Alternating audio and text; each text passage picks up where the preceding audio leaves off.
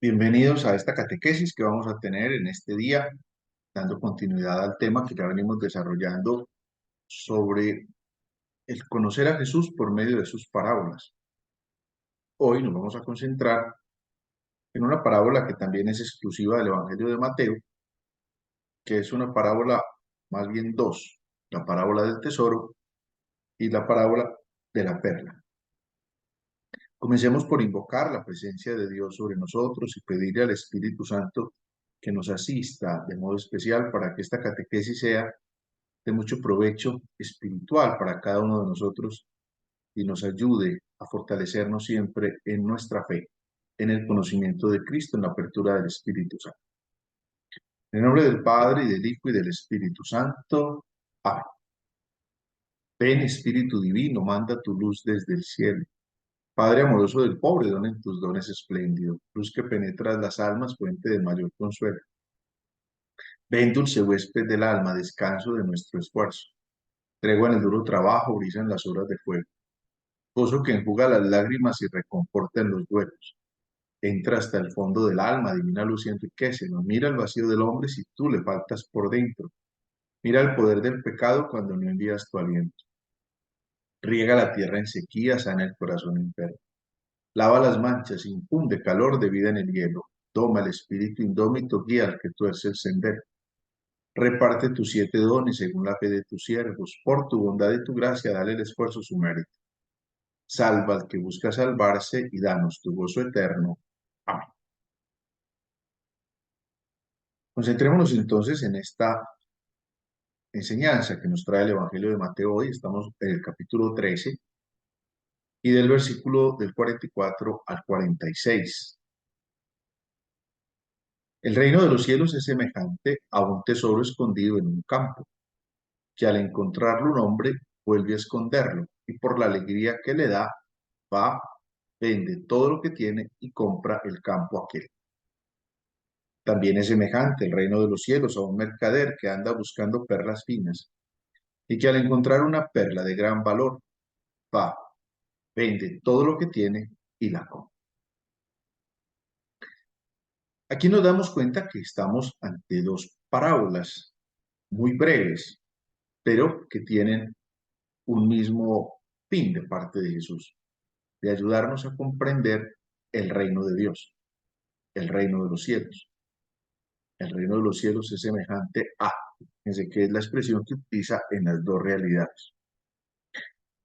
Es bonito porque San Gregorio Magno dice que el reino de los cielos se dice semejante a las cosas terrenas para que nuestra alma, por el conocimiento de lo que ve, venga en conocimiento de lo desconocido, es decir, de lo que no ve.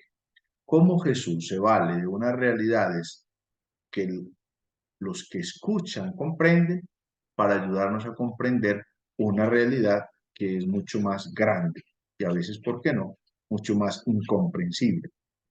¿Cómo comprendemos nosotros el reino de los cielos? Gracias a Jesús que nos ayuda con su predicación a eso.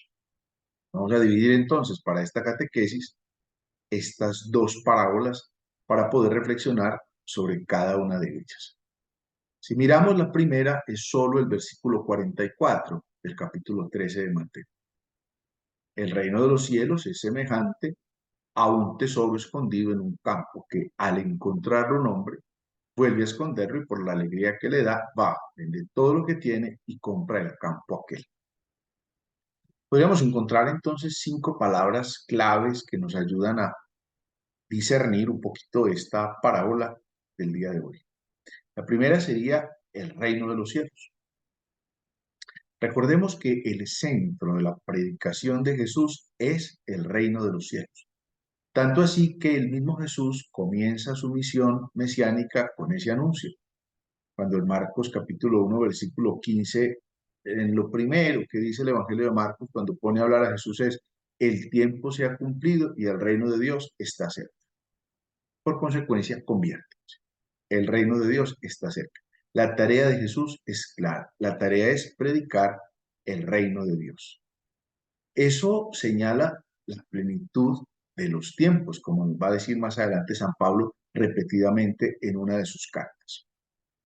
Hay que considerar que la naturaleza espiritual y trascendente del reino de Dios, lo encontramos nosotros de diferentes maneras, a veces como reino de los cielos, a veces como reino de Dios. Es una imagen muy bonita porque nos deja entrever el origen y el fin del reino.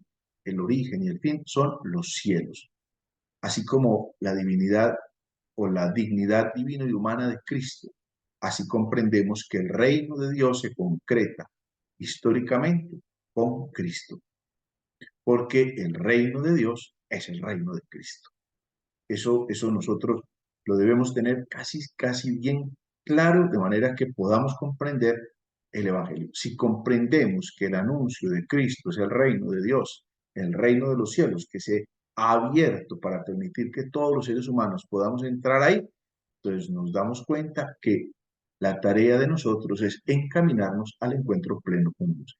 Tanto que Jesús lo va a advertir: busquen primero el reino de Dios y lo demás se les va a dar por añadido. Pues lo primero, que incluso nos sirve para las dos parábolas, porque tanto esta del 44 como la del 45 de los versículos nos está poniendo el reino de los cielos, la tarea fundamental de Cristo. Pero ambas nos van a ayudar a comprender algo, es semejante a, es ahí donde San Gregorio Magno nos decía, pues sí, tenemos que usar de cosas terrenas que vemos, que conocemos, que tocamos, para poder comprender aquellas que desconocemos. Entonces, nos pone esa semejanza del reino de Dios con un tesoro, pero un tesoro que está escondido en un campo. Fíjense ustedes que nos podría plantear como un problema, digámoslo así, jurídico, que en el momento en el que la parábola se está desarrollando, pues hay una realidad muy compleja porque fíjense ustedes todo el ejercicio. ¿Dónde está el tesoro? Está en un campo, que el que lo encontró no es el dueño del campo, pero lo vende y viene y compra ese campo, que es de otro. Si miramos el momento que se desarrolla la parábola, por ejemplo, en el mundo persa, si eso fuera a un litigio jurídico, pues ese litigio llevaría a que ese bien no pertenecía ni al que vendió ni al que compró, sino que pertenecería al rey de Persia. Un problema jurídico por ese lado. En cambio, en el momento del Imperio Romano, que es el momento en que se desarrolla la parábola, sí era incluso un, un ejemplo que ponía digamos así, los juristas como dentro de su desarrollo de la praxis o de la jurisprudencia del momento. Entonces, la solución era que el comprador de un campo adquiría también el tesoro si el propietario anterior no conocía la existencia de esa realidad. Parece ser, porque lo encontramos en los griegos, lo encontramos en los persas, lo encontramos en los romanos. En los judíos no tanto, porque los judíos asumían, digámoslo así, la realidad jurídica del pueblo que estaba viviendo en ese momento, ante una realidad, digámoslo así, de esta que se trataría de un bien. Se ve que era un problema, digámoslo así, un problema común. Entonces, Jesús se vale como de ese problema común, o digámoslo así, de esa realidad que hacía parte como de la reflexión de los otros, para dar un mensaje. Fíjense que hay una cosa muy especial, porque todas las parábolas de Jesús parten, claro, las parábolas no son hechos que existieron, sino ejemplos que el Señor pone de historias que él construye. Pero se ve que este problema era un problema que seguramente había oído en medio de los juristas, digámoslo así, del momento en el que estaba. Sin embargo, más allá de esa realidad que no nos mueve a nada, sino simplemente a comprender que era un problema que era producto de una reflexión, digámoslo así, académica o jurídica, ver cuál es el mensaje que el Señor nos está hablando. Aquí tenemos que descubrir que ese tesoro escondido en el campo era como Cristo, que es el tesoro, escondido en las escrituras, que vendría siendo el campo. Es importante porque el tesoro es escondido, pero con el fin de conservarlo. tanto que San Gregorio Magno, haciendo una reflexión de esta parábola, dice, es que el tesoro significan los deseos celestiales y el campo en el que se esconde este tesoro significa la conducta para poder alcanzarlo. Es decir, ¿cómo se protege ese tesoro? Yo tengo un tesoro que protejo. El campo, en cierta medida, protege ese tesoro. Y por eso San Gregorio Magno utiliza esa figura. El tesoro viene siendo Cristo y el tesoro viene siendo lo que yo quiero encontrar. Es decir, quiero encontrar a Cristo, pero está protegido para que no se me pierda. Y esa figura la protege precisamente el campo. Aparece un tercer elemento y es la figura de un hombre. Fíjense ustedes que no nos da la parábola ninguna indicación del hombre. Lo único que sabemos es que el hombre no es el dueño del campo. Eso es lo único que sabemos, porque la parábola lo dice, luego compra el campo aquel. Ese hombre puede ser un trabajador del campo. Ese hombre puede ser un transeúnte. Ese hombre puede ser un amigo del dueño. Ese hombre puede ser uno que al que le perteneció primero el campo y sabía que había alguna situación. Eso no lo sabemos. Ese hombre es, digámoslo así, un anónimo. Sin embargo, ese hombre pudo haber sustraído el tesoro secretamente. O ese hombre pudo haber pregonado también el hallazgo para dar con un eventual propietario. Sin embargo, ese hombre lo vuelve a esconder. Fíjese que hay una cosa particular. Lo encuentra y lo vuelve a esconder. No se lo lleva. Si se lo hubiera llevado, podríamos decir, se lo robó al dueño del campo. Tampoco pregonó, porque generaría, digámoslo así, un problema jurídico. Entonces, ¿a quién pertenecía eso? ¿Por qué lo compró? Simplemente lo vuelve a esconder. Ese es un hombre que no está buscando, simplemente lo encuentra. A diferencia del de la perla, que vamos a escuchar enseguida, el de la perla sí estaba buscando una perla fina, este no. Lo pudo haber encontrado, digámoslo así, de modo ocasional, como la figura, por ejemplo, de Saqueo, que cuando oye que Jesús viene, se sube a un árbol a ver a Jesús. Saqueo no está buscando a Jesús. Jesús pasa cerca a su casa, Saqueo se encarama en un árbol porque era de pequeña estatura, de un sicómoro, y entonces Jesús lo llama. Es decir, Saqueo encuentra ese tesoro como encuentra este hombre ese tesoro. Pero luego viene otra figura. El hombre siente una alegría. Hay que tener en cuenta que no hay una negociación, no hay una búsqueda, parece que lo encuentra espontáneamente, no hay ningún sacrificio por el trabajo que realizó, no podemos decir que es que este hombre hizo un gran trabajo y que por eso se pudo encontrar este tesoro, o que se lo ganó como fruto de su trabajo, que el dueño del campo dijo que había un objeto escondido, como cuando a veces en las prácticas de, por ejemplo, de Navidad en las casas de nosotros se usaba esconder el niño Jesús y el que lo encontraba un regalo. Aquí no aparece nada. Esa figura de la alegría brota de la gratuidad con que Dios se da. Como quien dice, no hay que hacer nada. El reino de Dios en sí mismo es Dios el que lo da. Y eso produce una profunda alegría en el que lo encuentra. Pensemos, por ejemplo, en los discípulos de Maús, cuando van caminando hacia Emaús, que vienen angustiados y defraudados de lo que se ha pasado en Jerusalén. Jesús se hace el encontradizo y empieza a explicarles las escrituras. Ellos no conocen a Jesús, no lo reconocen más bien en ese momento. Pero después cuando Jesús se va y ya ellos lo reconocieron, ellos sí reconocen que mientras caminaban con Jesús, su corazón ardía.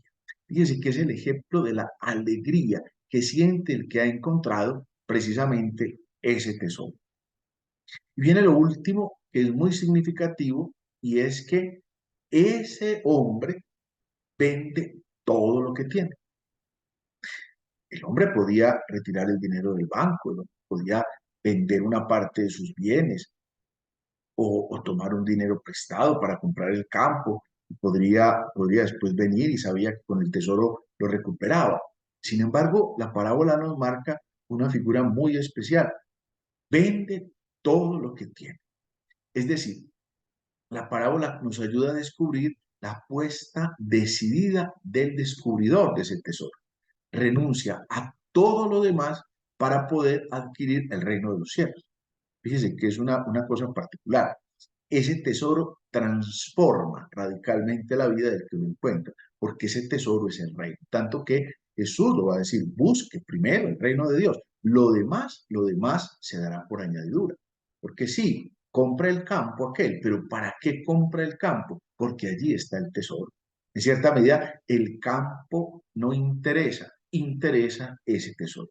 Entonces, esa es la primera parábola que nos va a servir también para la segunda, que vamos a ver a continuación, pero que tiene su particularidad como la acabamos de ver. Ahora miremos la segunda. La segunda también está en el capítulo 13 de Mateo y sigue al versículo 44, solo que a esta segunda encontramos dos versículos, el 45 y el 46. También es semejante el reino de los cielos a un mercader que anda buscando perlas finas y que al encontrar una perla de gran valor va, vende todo lo que tiene y la compra. Aquí nos encontramos con la misma realidad. La realidad es el reino de los cielos, que ya tuve ocasión de comentar al inicio de la otra parábola. La figura es la misma. En la otra decía, el reino de los cielos es semejante a, y aquí es semejante el reino de los cielos a. O sea, la parábola nos trata de identificar precisamente es la figura del reino de los cielos. Aquí tenemos otras realidades de la parábola que nos ayudan a la reflexión. La primera es que se trata de un mercader. Démonos cuenta que no compara el reino de los cielos con la perla, sino que compara el reino de los cielos con un mercader. En la anterior parábola, el reino de los cielos es semejante a un tesoro. En cambio aquí, en la parábola, el Señor pone, el reino de los cielos es semejante a un mercader. Ese mercader es el comerciante. Ese mercader no es un hombre cualquiera. Ese mercader es el que conoce del negocio, digámoslo así. Ese mercader no es un comprador furtivo, como cuando usted o yo vamos a comprar una cosa de la que no sabemos y por cosas de la naturaleza compramos una cosa que vale la pena. Por ejemplo, si usted y yo no sabemos de arte, pasamos por la calle y vemos a un pintor que está pintando alguna obra y por ayudarle a ese pintor o porque nos pareció bonita la compramos y después resulta que estamos comprando cuando viene alguna persona, un curador de arte que sí sabe, dice, usted tiene, esto es una cosa valiosísima, esto tiene mucho talento, tiene mucho valor, no sé qué, pero usted y yo la compramos sin tener la más mínima noción del arte, porque no somos curadores de eso. Pues aquí la figura que nos pone la parábola es una figura clara, es un mercader, que en otra traducción puede aparecer un comerciante. Esa figura es importante porque es una persona que sabe, que está buscando. Pero ese mercader anda buscando. Acuérdense que en la primera parábola el otro encontró un tesoro.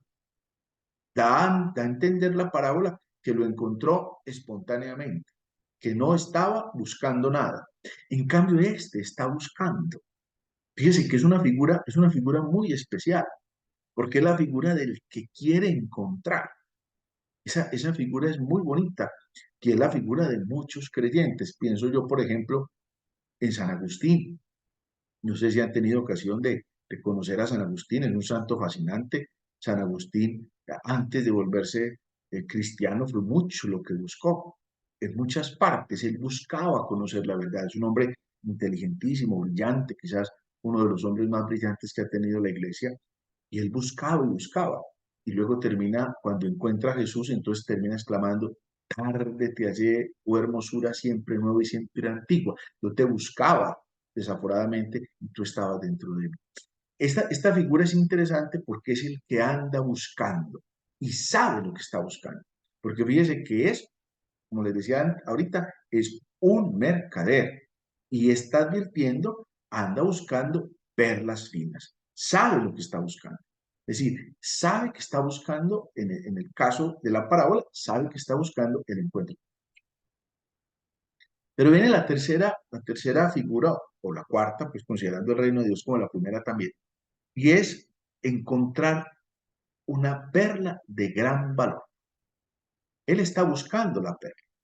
Las perlas solían ser importadas de la India y desde el reinado de Alejandro Magno, las perlas estuvieron de moda, incluso eran consideradas como el paradigma de lo valioso. Aquí es interesante porque fíjense ustedes que dice, no dice que encontró unas perlas de gran valor, dice que encontró una sola perla. Eso no es irrelevante, sino que es algo que exige realmente la metáfora, porque el reino de Dios es uno solo. Eso es lo que encuentra. La prueba está que él, y volvemos a lo mismo, que vende todo lo que tiene y va y compra esa gran perla de gran valor. Pero antes de pasar a esa segunda parte, volvamos a esta figura. Porque la perla era considerada entonces, como les acabo de decir, el signo de lo valioso. Y aquí está comparando el reino de Dios, qué es lo que más vale. Entonces, es la reflexión que el mercader puede hacer entre lo que vale o no vale. Tanto que, vuelvo y lo repito, el Señor nos advierte, busquen primero el reino de Dios. Lo demás se dará por añadidura. Entonces, si lo primero para mí es el reino de Dios, entonces sé qué es lo que estoy buscando. Y entonces aquí sí viene la última parte que nos vuelve, digámoslo así, o nos une esa parábola del tesoro escondido con esta del mercader que está buscando la perla y dice que va, vende todo lo que tiene y la compra. Y en la parábola anterior también dice, va, vende todo lo que tiene y compra aquel campo. Aquí dice, va, vende todo lo que tiene y la compra la parábola. Démonos cuenta que a la parábola no le interesan las circunstancias concretas de la compra. Solo es importante el hecho de que el comerciante va a vender todo lo que tiene para poder adquirir la perla. El negociante posee ahora la única perla, por lo que lo ha dado todo. Fíjense ustedes que las dos parábolas intentan así encarecer la acción humana ante la oportunidad del reino de los cielos. ¿En qué consiste esa acción? Podríamos nosotros preguntarnos. Pensó Mateo muy concretamente en la renuncia a los bienes, como lo señala el Evangelio de Marcos en el capítulo 10, versículo 21, cuando dice Jesús, fijando en él su mirada, lo amó y le dijo, el personaje que le dice a Jesús, te seguiré a donde quiera que vayas. Y le dice Jesús, cumple los mandamientos, sí, sí los cumplo. Entonces Jesús fijó su mirada en él y dice, le amó y le dijo, una cosa te falta, anda, cuanto tienes, véndelo, dáselo a los pobres y tendrás un tesoro en el cielo. Luego ven y sigue. Y dice el texto que se marchó el joven triste porque tenía muchos bienes. También ya en el Sermón de la Montaña está la exigencia de renunciar a los tesoros terrenos. Eso está en el capítulo 6 del Sermón de la Montaña. Allá lo pueden encontrar ustedes del versículo 19 al versículo 34. Porque en el Evangelio de Mateo nosotros podemos comprender la renuncia a los bienes como una parte del camino de la comunidad hacia la perfección, que está modelado por el amor. Tanto que Mateo en el capítulo 10, versículos del 37 al 39 dice, el que ama a su padre o a su madre más que a mí, no es digno de mí. El que ama a su hijo o a su hija más que a mí, no es digno de mí. El que no toma su cruz y me sigue detrás, no es digno de mí. El que encuentre la vida la perderá, el que pierda su vida por mí la encontrará.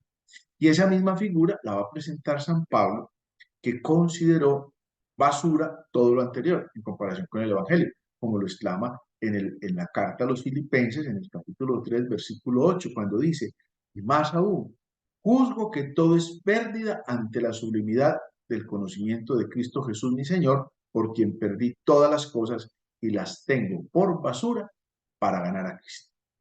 Entonces démonos cuenta que no se trata solamente de renunciar a los bienes, sino de hacerlo con alegría y de procurar el bien.